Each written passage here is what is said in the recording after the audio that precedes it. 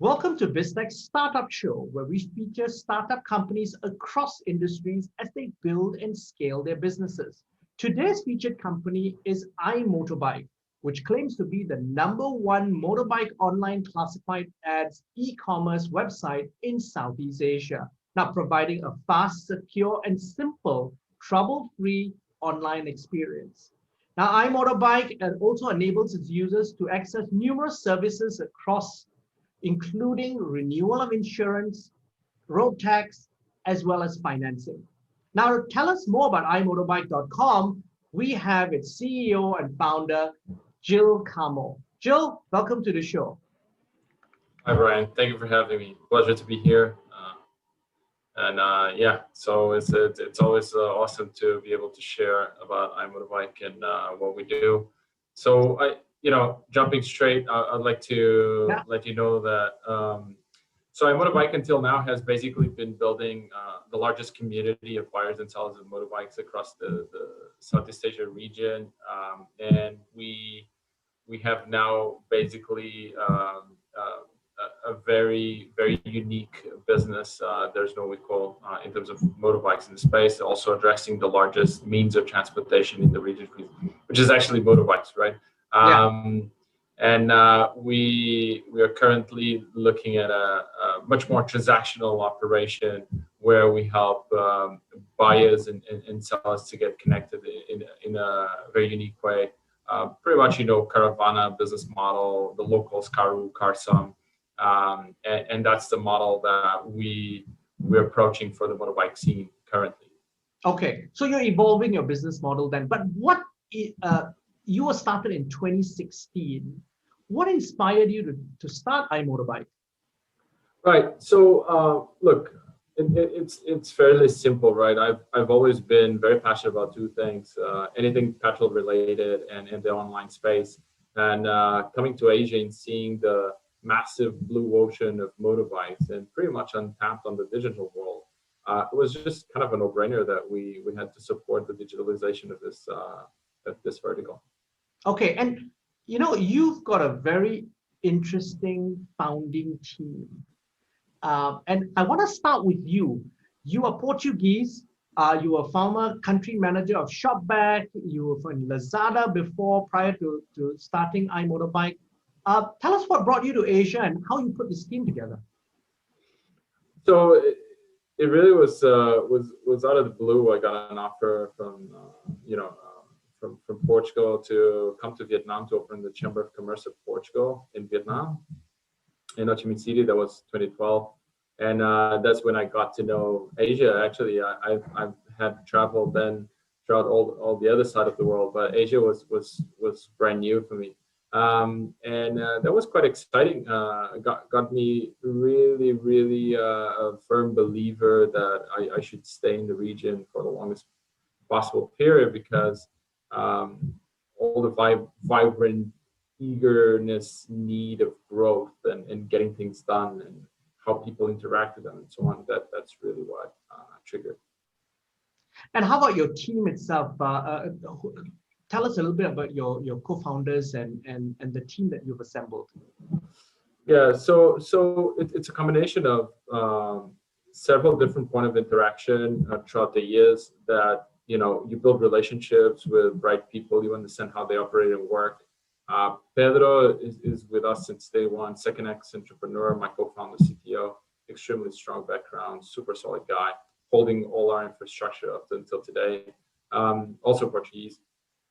Charmaine, she worked with me in Shopback, incredible person, super knowledgeable in the marketing expression, partnership side of the game. And she's been a great addition. Our country manager in Vietnam, Van, she was a super bright country sales manager for a very well-known Italian brand of accessories and parts of motorbikes, and she's been doing a stellar job growing and running Vietnam. So then, I can keep on going because there's almost not a single person that I don't admire within our team, but yeah, I'll take up at least another hour of yours. Okay, now, what's your target markets in Southeast Asia, and what does your customer base look like so far in terms of demographics and also size? Yeah, so we are a Singapore company that operates in Malaysia and in Vietnam, and also has a satellite play in Indonesia. So we mainly really grew our user base very strongly in Malaysia and Vietnam, and yeah, we have more than 5,000 dealers that we work with, more than 500 million products that we provide live. And yeah, the user base keeps growing constantly on a 20-30% month on month. 20-30% month on month.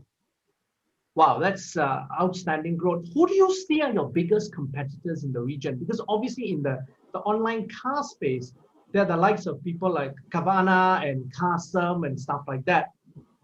It's less clear in the online motorbike space. Yeah, so I don't think there's anyone in this side of the world doing any motorbike similar business model. Definitely, there's players that touch motorbike space. You have the generalist classifieds, you have the e-commerce players, the giants that also have some parts and accessories and try to sell some bikes there. So there's here and there companies that address motorbikes as a whole, but business model per se that we are addressing really comes down, I believe, to us. Okay, now I want to, and so therein lies the opportunity for somebody else as well, because one of the threats to you, therefore, is somebody like Karsam expanding their marketplace or setting up a separate one to address the motorbike space. Because obviously, if there's one dominant player like you, there's normally at least a space for a strong number two. Yeah, so that's a great part of this market. It's so massive, right? So motorbikes is 10x bigger than the car market, right? And even in terms of revenue, total revenue generated for motorbikes transactions is actually 2-3x larger than the cars as a whole, even though the per item value is smaller. So the market is so big. Definitely, there's opportunity for other players to come aboard. Okay, and what are your and you're obviously tweaking your business model as you expand your revenue stream. Walk us through how you evolved your business model from the start in 2016 and then till today.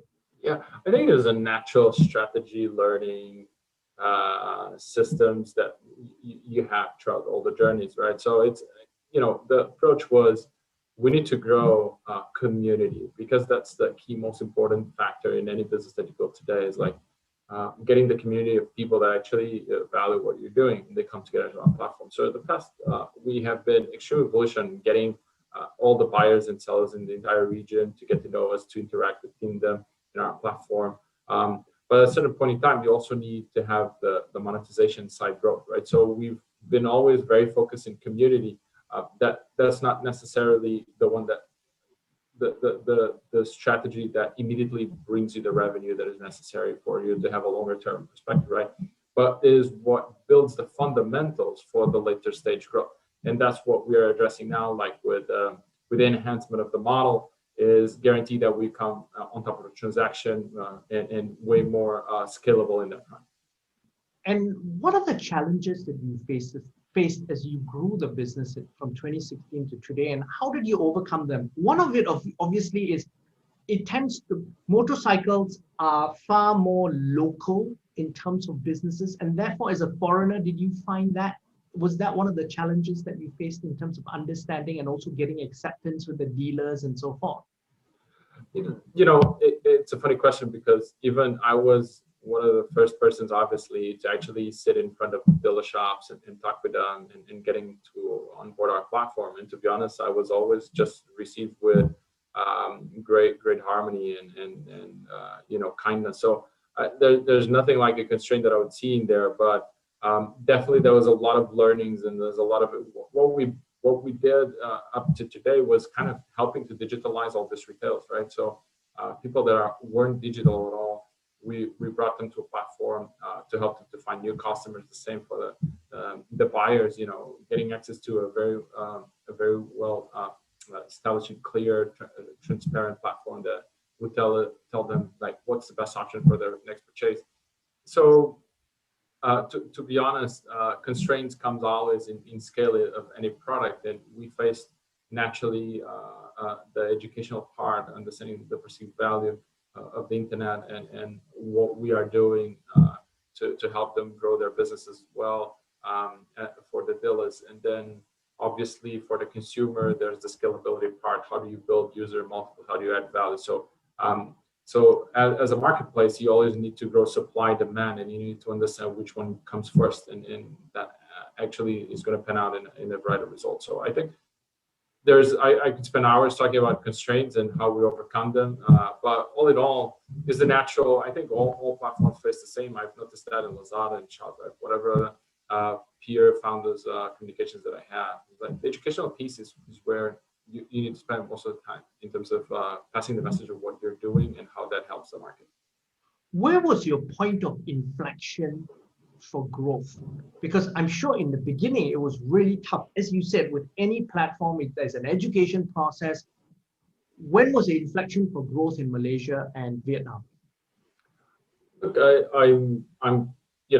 feel that there's multiple inflection points. I feel that there's not one single point of inflection. There's the daily compounding of efforts that build that inflection, and it comes down to several different departments how that inflection comes. Sometimes a tweak, an addition of a person, a product improvement, a change of angle, strategy. All those add to inflection. It depends on the traction angle that you're looking at, but definitely. I would say throughout the journey, we've been building tons of inflection points, but I think not yet one that would say we've made this a unicorn, because we're still far from it. Okay. Now, but can I ask you in terms of inflections, and really for our audience, it's just a good learning point. Where was a clear sign that you did something right from a traffic perspective, from a consumer perspective, that you were starting to get really significant growth? And another inflection point, perhaps, in terms of revenue. Right. So, like I mentioned to you, up to today, we've been really focused to address your later question. We've been really focused on community building, right? So it hasn't been the focus to the revenue side of things. Okay. So, but for the scope of inflection point of growth, I would say it was really a compounding of a lot of things. We really focus on SEO. We are extremely bullish on relationship with the dealers and all the partners that we have. So that's something we do daily, right? It's a compounding effort. We also are extremely bullish on content. We have our news portal that is on the top 20 of the best news portals for motorbikes globally, right? According to FeedSpot. And all these coming together really build. Obviously, my perspective, and I give you to the answer, right? Is my perspective as the entrepreneur. I always want more. I always want to grow more. So I don't see, and I see all the small details that made us get to the growth that we are in terms of dealers growth, assortment growth. Now, every single person in every corner of Malaysia or Vietnam can find the products that they are looking for in our platform, with close to 500 million products that we have live in the platform. I wouldn't be able to point one thing, but there are tons of compounding efforts that build to where we are. Now, you were funded by 500 startups and Alto partners, and you raised $850,000 thus far.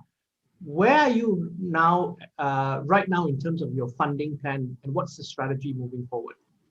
Yeah, so we like most founders, we do focus in fundraising. Fundraising enables us to grow further, and we are looking. We're still at seed stage, what we're looking at further is really this enabling of the transactions. As I mentioned, this is what really we feel is going to take the second stage of the company to a whole different level. So in terms of, and I want to ask you about that, enabling transaction, will that mean that you then, like a custom, take a lot more money because you have to enable transactions?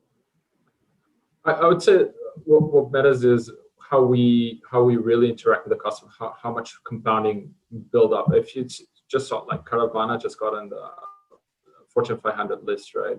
With a very bright revenue generated per year attached to them.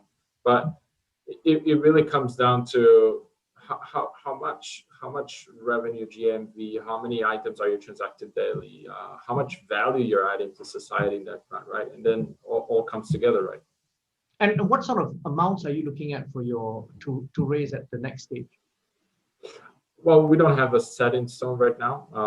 The amount that we're raising next, we are just opening our Series A later down the road. Right now, we're again really focusing on getting this piece of the business up and running so that we can scale to a set in stone, then define Series A level.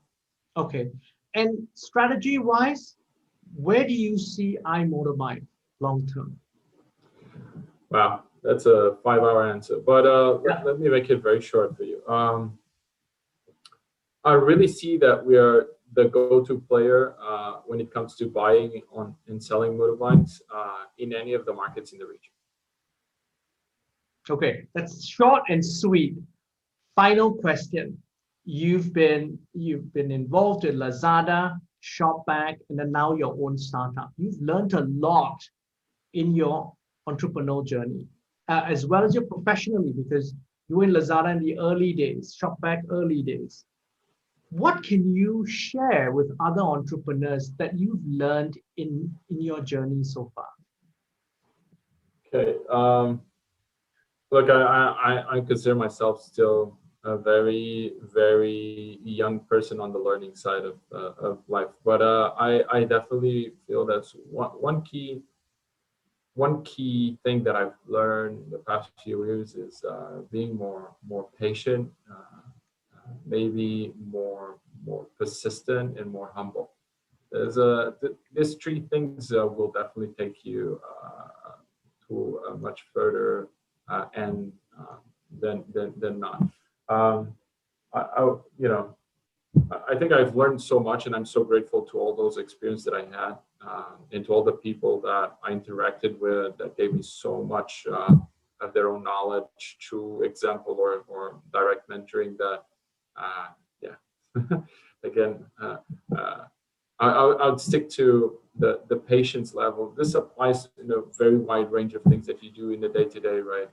But I feel that people don't allow themselves to try further and go deeper in that trial, because it's a cliche, but success is a failure to failure path, right?